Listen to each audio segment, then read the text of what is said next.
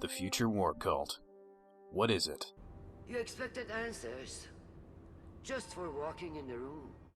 Well, my friends, it's quite a few things.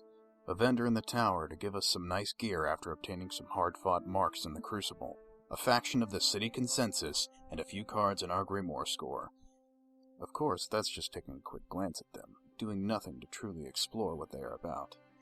In my time spent in Destiny, I have fought against and defeated many foes, from insignificant dregs of the Fallen, to vicious knights of the Hive, to powerful Cabal Centurions, all the way up to Atheon himself, all the while fighting against the RNG odds stacked against us. One day I decided to go see what the vendors had available, as I'd been playing quite a bit of Crucible and had an excess of marks burning a hole in my pocket. I expected to go talk to Lakshmi too, the tower representative for the FWC, get my gear and be done with it. I don't know what slowed me down as I came up the stairs into that room, but then she said something that got my attention. Lakshmi is not my name. And that's all I'll tell you about myself, sister. I thought to myself, I don't remember that bit being in the Grimoire cards, and I decided to investigate further. I'd anticipated I would get bored of it before long. I did not know where this journey would take me, nor did I expect this story to unfold the way it did. One not found through fighting those strongest minions the darkness could throw at me, but through patience. The story is not entirely laid out in the Grimoire cards, but is instead found through standing there and doing sweet FA. What I found over the next few hours was both enlightening and terrifying, as I had no idea how deep this metaphorical rabbit hole went. It has gone further than I anticipated, and I do not know if I have every piece of the puzzle I need to complete the picture entirely. From not having heard all that there is to be heard from these vendors, but I believe that there is enough to shed light on some of the secrets the war cult has hidden from us. But worse still, how the darkness, specifically the Vex, may have influenced this faction. Who told you that? What a silly idea. Yes, it may be silly, but hear me out. I think I may have an idea as to what the future war cult is really doing. There are circles within circles. And what makes you think you belong on the inside? Well, I think I belong on the inside because I sat and listened to you for a couple of hours straight. Laugh now. Tomorrow we may all die. And on that happy note, let's continue. First off, let's set a ground for where to begin, starting with where the future war cult came from. According to the Grimoire, this is what we know. While the origins of the future war cult are greatly debated, their mark has been found on ancient chambers and encampments throughout the system, dating them back to the late Golden Age. Though their secrets are vast, they have proven indispensable in our struggle against the darkness, earning them power and respect in the city consensus and among guardians. Let's take a look at something Lakshmi says. I walked during the dark times. 1,000 kings rose and fell then. Didn't we have enough kings after the collapse? Have we forgotten our history? Based on what Zavala just said, we can infer Lakshmi has been around for a long time, perhaps even before the collapse. There is no exact number for how long that might be, but we can safely assume it's at least 100, if not more, years. Now, you may ask why this is important, and the reason is the war cult's ascension to being allowed in the tower. According to Ghost Fragment, the City Age 1, the war cult was accepted by the consensus into the tower to replace another faction that, well, needed to be replaced for some reason, presumably because they did something that the consensus considered a no-no. And the consensus decided they needed to be more combat-focused, and so the war cult is allowed to come into the tower to recruit guardians to their cause and sell equipment. Now, according to Lakshmi's Grimoire card, there is nothing Lakshmi II likes more than secrets. Her origins are unknown, her appearance in the city was abrupt. She courts select guardians for initiation into the higher mysteries of the future war cult, espousing a brutal philosophy of endless struggle. Those who can tolerate Lakshmi's mocking hints and bloody-minded philosophy find her surprisingly good company. She seems to take genuine joy in her work, as if the secrets she guards have taught her to treasure every moment. That's about it for the Grimoire relating directly to the FWC's ascendance to, well, let's call it Towerhood. Then there's the other factions. I only managed to get a little bit from Shax and the Iraq, but it was useful nonetheless. FWC's getting antsy. He must be preparing for something. New monarchy offers false hope. Yeah. The war Starting cult a conversation offers can be hard, despair. Titan, but War cult insists on primary What? position. The executor of New Monarchy, however, was very open to what he thought of the war cult.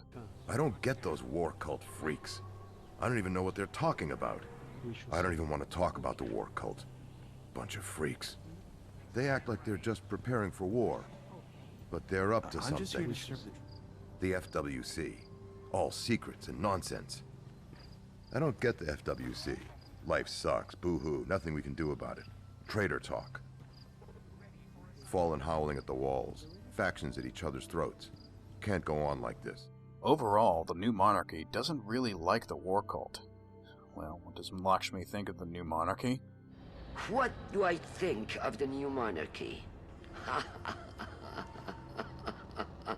I don't, really. Alright then. How about the FWC's thoughts on Dead Orbit?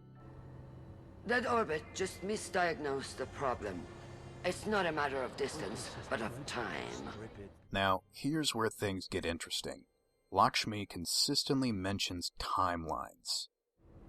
An infinity of timelines. If one timeline in a trillion knows peace, how could you ever hope to find it? Some will choose to stay. What if there were a single timeline untouched by war? Would you have any idea how to live in it? What if there were a better timeline somewhere? What have you done to earn it? And in each new world, a new birth of time. And as always, the seeds of war will be there, too. Even the stars struggle. From the black holes of their bodies, new timelines are born into strife. Now think, what enemy in the game is closely associated with time? The Vex. Now, I wouldn't draw this conclusion as easily if it weren't a sort of two-way street. A trillion timelines, and all at war. Like 1,000 red flowers growing in a black garden. The Black Garden. The last place we're taken in Destiny's main campaign. This is where things begin to take a darker turn, and we have to start relying on the Grimoire cards again. First off, we'll start with the Black Garden Legend Grimoire. I am Pujari. These are the visions I have had of the Black Garden. The traveler moved across the face of the Iron World. It opened the earth and stitched shut the sky. It made life possible. In these things, there is always symmetry. Do you understand? This is not the beginning, but it is the reason. The garden grows in both directions. It grows into tomorrow and yesterday. The red flowers bloom forever.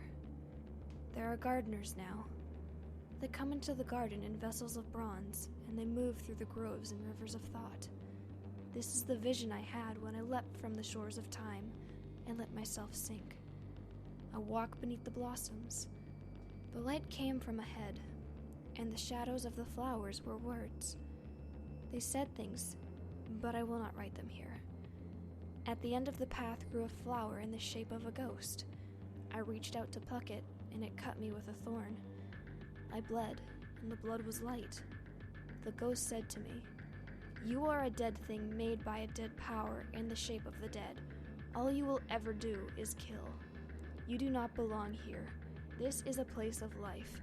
The traveler is life," I said. "You are a creature of darkness. You seek to deceive me." But I looked behind me.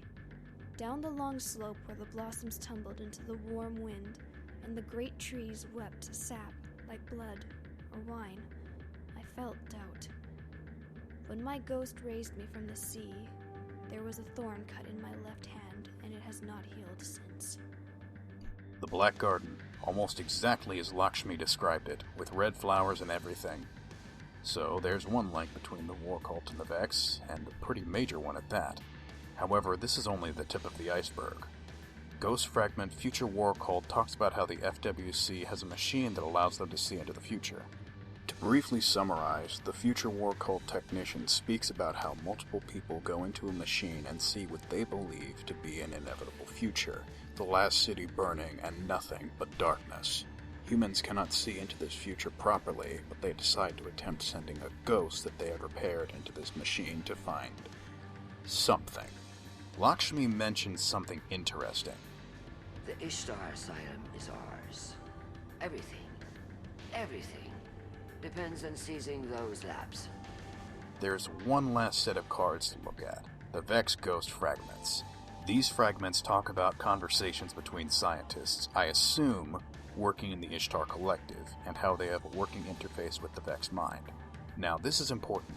If it is in the Ishtar Sync that the war cult found our previously mentioned device, and even if it's not the same device used by the people in the Vex Ghost Fragments, we can still assume the Ishtar were still working closely with the Vex, meaning the FWC has a device that could potentially be of Vex origin.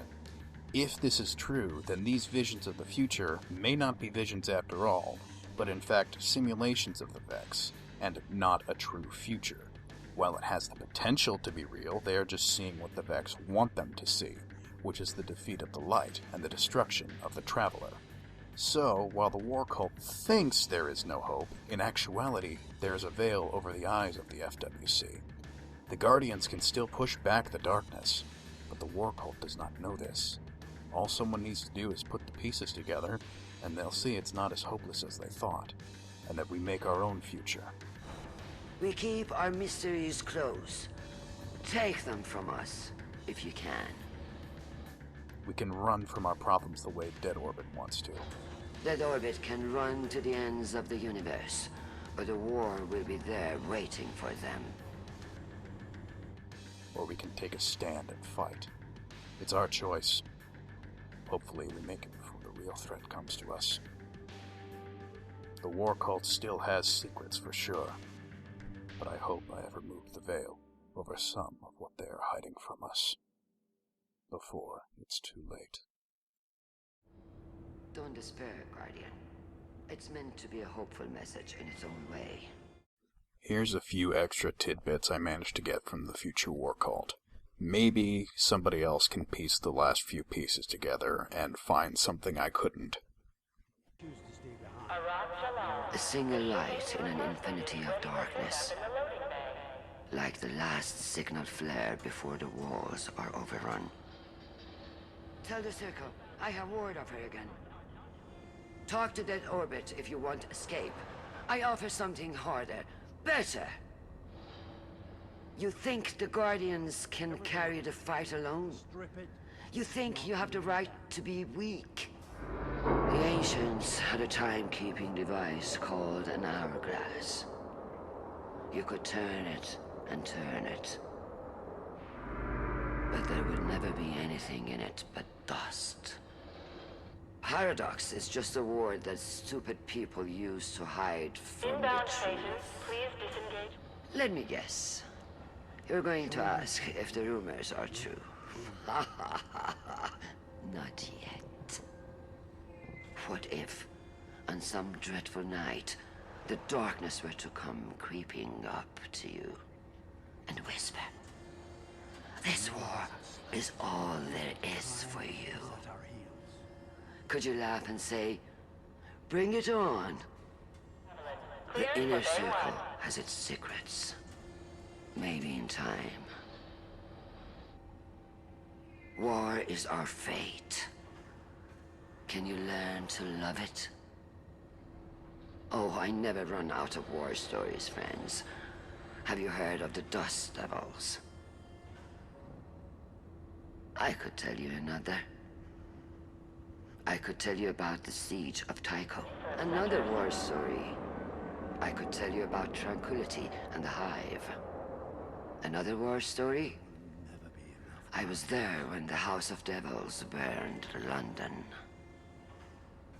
Another war story? Well, I could tell you about the night the darkness overrun Mumbai.